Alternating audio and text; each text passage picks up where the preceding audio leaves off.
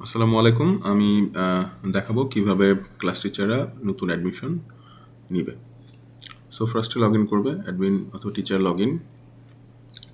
দেন এখান থেকে class teacher তার আইডি পাসওয়ার্ড দিয়ে লগ ইন করবে। সাপোজ আমি একজন ক্লাস টিচারের আইডি পাসওয়ার্ড দিয়ে লগ ইন করছি।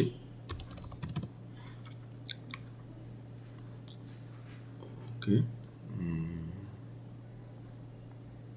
ক্লাস টিচার লগ ইন করার পরে যেহেতু এখন আমরা 2025-এ আছি, বাট আমাদের অ্যাডমিশনটা হবে হচ্ছে 2026-এ। সেক্ষেত্রে আমরা চেঞ্জ একাডেমিক ইয়ারে যাব। যাওয়ার পর এখান থেকে 2026-এ সুইচ করব। 2026-এ আসার পর আমরা একটা নতুন মডিউল পাবো, সেটা হচ্ছে অ্যাডমিশন। সো আমরা অ্যাডমিশনে যাব, দেন কারেন্ট স্টুডেন্ট ইনফরমেশন এন্ট্রিতে ক্লিক করব। এখানে আমরা যাবতীয় ইনফরমেশন দিয়ে ক্লাস সিলেক্ট করব। সাপোজ ক্লাস 1 ব্যাচ এ, শিফট মর্নিং শিফট আর ডে শিফট আমরা সিলেক্ট করে দিব। আমরা যেহেতু সেকশন জানি না, সো বাই ডিফল্ট আমরা এখন একটা সেকশন সিলেক্ট করব। যেমন আমি যদি ক্লাস 11-এ যাই, দেন আমাদের মাল্টিপল সেকশন আছে, বাট আমরা বাই ডিফল্ট এখন একটা সেকশন সিলেক্ট করে দিব।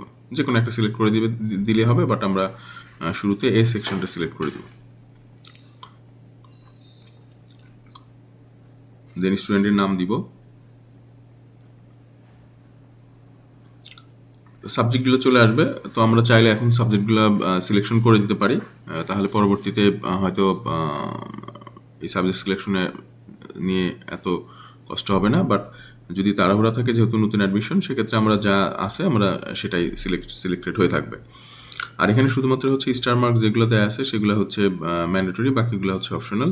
সো আমরা এই তথ্যগুলো অবশ্যই ফিল আপ করবো। ফার্স্ট অফ অল হচ্ছে আমাদের ক্লাসটা সিলেক্ট করতে হবে, সেকশন আমরা এই সেকশন দিব, একটা শিফট সিলেক্ট করব। আর দেন আমরা হচ্ছে সরাসরি তার রেজিস্টার্ড মোবাইল নাম্বারটা এন্টার করব।